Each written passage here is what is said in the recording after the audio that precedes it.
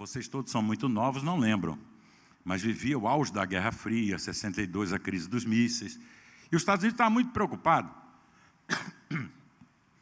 em responder a seguinte questão: se houver uma terceira guerra nuclear, uma catástrofe nuclear, a terceira guerra mundial, como é que eu devo organizar minhas estações de comunicação para que elas tenham mais chances de sobreviver? Porque naquele tempo a gente achava mesmo que ia ter um conflito, né, entre o primeiro mundo e o segundo mundo, entre o bloco ocidental e o bloco oriental. Era o auge da Guerra Fria. E esse trabalho, essa investigação foi dada por Paul Barron. Ele fez um paper, está disponível, vocês podem ler, On Distributed Communications, de 64, e do paper dele eu tirei esse desenho, que é o desenho chave para entender tudo. Esse é o slide mais importante que eu vou projetar aqui hoje. Olhando esse slide, a ficha cai, como a gente diz, né? O cara, bom, agora eu comecei a entender, né? O que vocês estão vendo aí? As bolinhas eram as estações de comunicação. E os tracinhos que ligam as bolinhas eram os links, as conexões. Falou, só tem 3 maneiras da gente organizar as coisas. Ou nós organizamos de maneira centralizada, é aquele diagrama da esquerda, ou nós organizamos de maneira descentralizada, esse do meio, que não tem centro. Descentralizada é a mesma coisa que multicentralizada. Ou organizamos de maneira distribuída, que é o diagrama da direita. Aí sim não tem centro, como vocês estão vendo. Muito bem. Ele falou, olha, a maneira mais sustentável, essa palavra não existia na época, viu, gente? Sou eu que estou inventando ela agora. Eles queriam, era a capacidade de, né, durar mais, resiliência, qualquer coisa assim. Mas o que é mais sustentável? É óbvio que é o diagrama C, o diagrama da direita, não é? O que nós temos aqui? Vocês notaram que as bolinhas estão no mesmo lugar? Se colocar um diagrama sobre o outro, as bolinhas vão coincidir. Vão coincidir. O que muda de um desenho para o outro? O que muda é a maneira como elas estão conectadas, o padrão de organização. Muito bem. Esse aqui, evidentemente, é o menos sustentável, né, esse primeiro. Porque se eu detonar o centro, eu desconecto todos os nodos. Os nodos são as bolinhas. O do meio já é melhor um pouquinho, mas o que acontece? Se eu desconectar cada um desses nodos, desses muitos centros, eu desconecto todos os nodos que estão ligados a ele, o clusterzinho. E o terceiro? Bom, o terceiro não acontece nada. Só aquele nodo que eu eliminei é que desaparece. Por acaso, há 3,9 bilhões de anos, por acaso, há 3,9 bilhões de anos, isso que nós chamamos de vida, que surgiu da primeira célula viva, se organiza segundo esse padrão aqui. Comunidades de bactérias, cardumes de peixes, organismos, parte de organismos, ecossistemas, se quisermos o ecossistema planetário, o cérebro dos animais, o nosso cérebro. Vocês já ouviram falar do neurônio gerente? Ouviram falar o neurônio gerente? Não existe, pessoal, o neurônio gerente. Puxa, mas não é uma bagunça lá então na cabeça? Pois é, não é, mas não tem o neurônio gerente. Que coisa, hein? Mas mamãe me ensinou que tem que organizar assim, senão dá uma bagunça. Pois é, mas a evolução está há quase 4 bilhões de anos fazendo diferente. Mas nós somos muito inteligentes, então a gente diz, não, isso não é um exemplo significativo. Não. Vamos organizar mesmo tudo em caixinha, que aí a gente controla as caixinhas, comanda tudo. Se o cérebro tivesse organizado em caixinhas, ou se ele tivesse organizado assim ou assim, em vez de assim, eu não estaria aqui conversando com você. Não é por enquanto uma conversa, mas daqui a pouco espero que seja tão agradável. É óbvio, não é? Muito bem. O padrão de rede significa, se vocês quiserem uma definição matemática e precisa de rede, e curtinha, redes são múltiplos caminhos. Toda vez que você tem múltiplos caminhos, você tem rede. Quando você tem caminhos únicos, vamos chamar assim, você tem centralização ou hierarquia. Olhem só, vejam um mundo de 3 elementos. Né? Você pode ter um caminho de C para chegar até A que passa por B, ou você pode ir direto. Bom, isso aqui é diferente disso aqui, no mesmo mundo de 3 elementos. Agora, se você colocar 5, olha quantas alternativas eu tenho para chegar de E até A. Nesse primeiro desenho é aquele negócio, né? O tenente tem que passar pelo capitão, tem que passar pelo major, tem que passar pelo coronel para chegar no general. E o outro? Bom, quem gosta de matemática aí? Quantos caminhos possíveis para chegar de E até A? Mais de 10? Mais de 20? Mais de 30? Estão vendo, né? Pois é, isso é o padrão de rede. Rede é quando você tem múltiplos caminhos. Se você organiza tudinho e diz, ó, você não pode entrar por aqui, para sair só por ali. O memorando tem que ir para o 5º andar, voltar para o 4º, receber um carimbo no 3º. Não dá, né? É muito filtro, não é? O fluxo está muito aprisionado. Muito bem. Um corolário dessa primeira hipótese, vamos chamar assim, é que a conectividade acompanha a distribuição. Quanto maior o grau de distribuição, já tem equações para a gente calcular grau de distribuição. Quer dizer, a partir dos anos 2000, uma nova disciplina chamada Nova Ciência das Redes vem crescendo.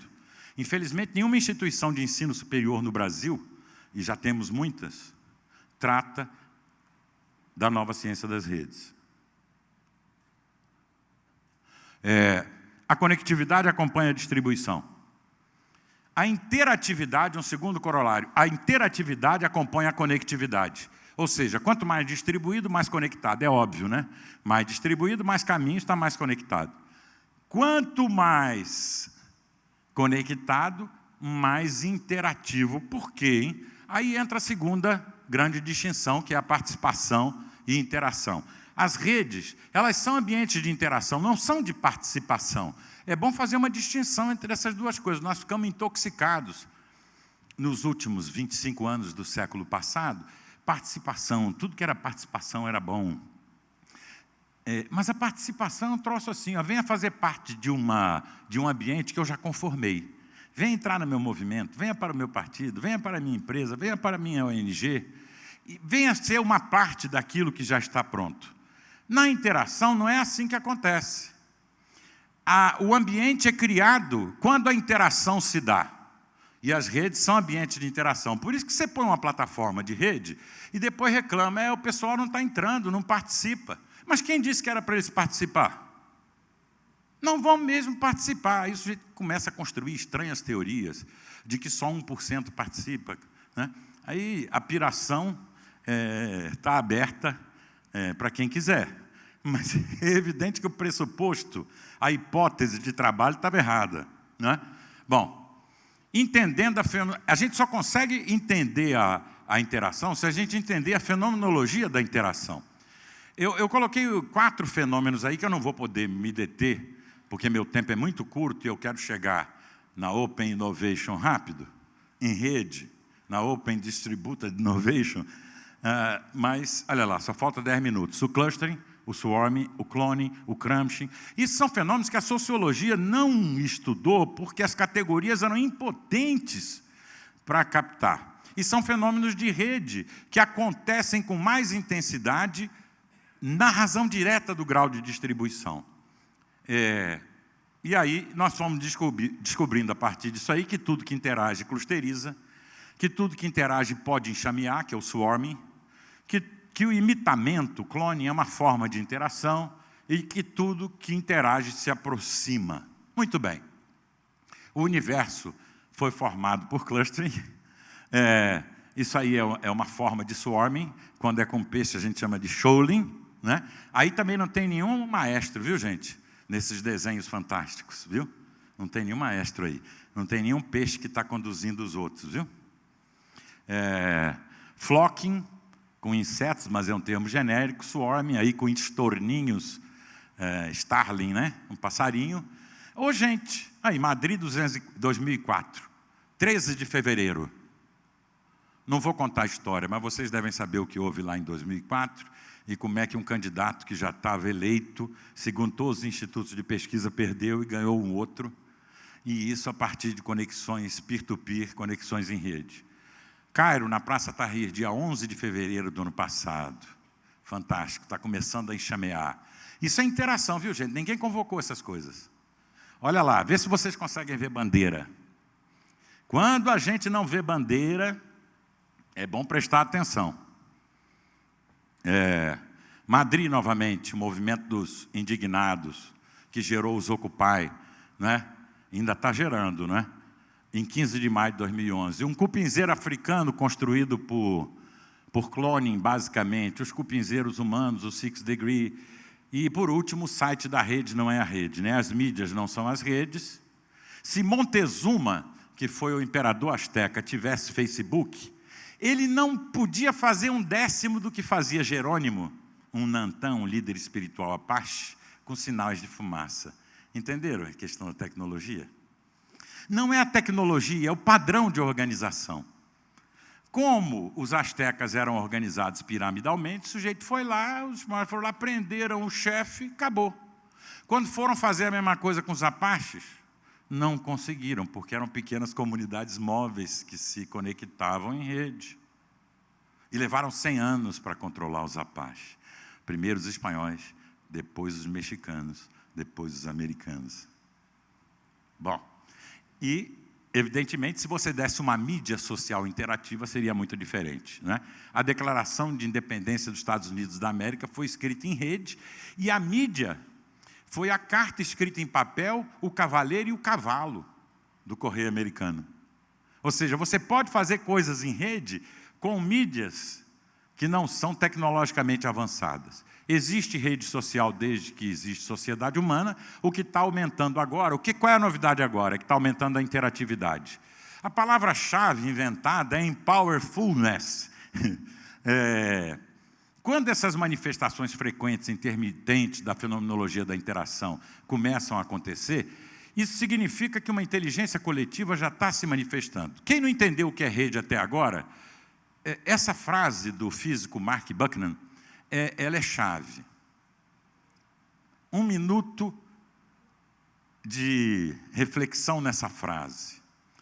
Os diamantes não brilham porque os átomos que os constituem brilham. Porque podia dar grafite, não é? Carvão. Por que os diamantes brilham? É o padrão de organização, a estrutura que fez brilhar. Não é a soma das características dos indivíduos, entenderam? É a maneira como esses indivíduos estão conectados. Então a gente diz, puxa, na minha empresa está faltando inovação. Vou contratar um cara lá da Nova Zelândia, que eu fiquei sabendo que é muito bom. Mas é a estrutura, é como você está organizando essas pessoas. Todas as pessoas são criativas. Todas as pessoas são inovadoras. Não é a soma do capital humano de cada uma. Esse hardware aqui tem 4 bilhões de anos, gente. Toda pessoa é extremamente preciosa. É que você botou num ambiente em que ela não pode inovar, ela não pode criar. Você não conseguiu fazer um diamante, não é? Bom, as consequências disso tudo, nesses 5 minutos que eu tenho, e agora ia começar, né? Isso foi uma introdução, são claras, né? No mundo interativo, se você não interage, morre. Se você quiser ser Montezuma em vez de Jerônimo, morre. A tendência é morrer. É óbvio, né? Se você não criar um ambiente favorável à inovação, vai ter dificuldade de viver. O que fazer, então? A natureza da operação é aquela ali, ó. Você tem uma estrutura hierárquica. É isso aqui, né? O organograma de uma organização hierárquica vertical fechada. Parece aquelas naves que desceram naquele filme Independence Day. Não sei se vocês viram, né? Mas quando eu olho, eu fico meio aterrorizado com isso. E a natureza da operação você tem que criar caminhos, conectar as pessoas, alterar o padrão de organização, gerar um ambiente que é favorável à criação. Nossas empresas foram organizadas, desde o início, pelo menos, do capitalismo, para ser ambientes de reprodução. Agora está todo mundo apavorado. Puxa, é necessário inovar. Se eu não inovar, vou morrer. Estou condenado a inovar. Mas não dá certo. Aquele negócio que você construiu é para replicar em série a mesma coisa. Isso é reprodução, não é inovação. Muito bem.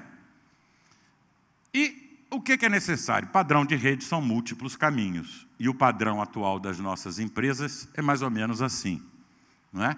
É o padrão piramidal, baseado em comando e controle, porque a gente carregou uma série de memes. Nossa Wikipídia memética, vamos dizer assim, ela está baseada nos pressupostos, numas crenças, e tudo que a gente faz está fundeado no solo desses preconceitos. Tipo assim, ó, não pode haver ação coletiva sem alguém que lidere. Todo mundo acredita nisso. Tem que ter um líder. O líder. Aí você olha os passarinhos voando numa formação delta e você diz, aquele que vai lá na frente é o líder. É nada. Aquele cara está ali, depois ele é substituído. A observação atenta mostra que ele está ali apenas para quebrar a resistência do ar. Aquilo é uma função coletiva. O formigueiro tem a rainha. Os estudos da Deborah Gordon. Passou 17 anos estudando lá de Stanford, no Arizona, estudando as formigas, mostraram que o formigueiro é sem administração, não tem nenhuma administração. Não é que tenha pouca administração. Não é? Então a ciência está desmascarando esses pressupostos, mas demora. Nós não acompanhamos isso, nem as escolas, nem as universidades e tudo mais. Porque a gente achava que tinha que ter comando e controle, senão como é que a coisa vai funcionar? Não é? Muito bem.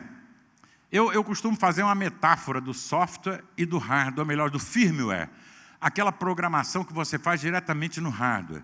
Não é? Em geral, a estrutura, o hardware das nossas organizações é um hardware vertical, centralizado, fechado, e em breve vai ser diferente. Não é? Ainda é assim, como vocês estão vendo aí, e talvez em breve seja assim. Ó. Novas funções sociais, empresariais vão surgindo. Ó.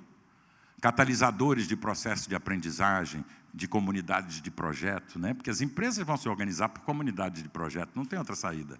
Né? NetWeavers, que é uma função que a gente não sabia que existia, mas agora é fundamental. Quem é que articula, não é? Anima redes? Hubs, qual é o papel dos hubs? Às vezes até guardião do kernel, em vez dos gerentes e da estrutura diretiva, não é? Mas existem anticorpos corporativos que acionam o alerta vermelho toda vez que você fala de mudar de hardware.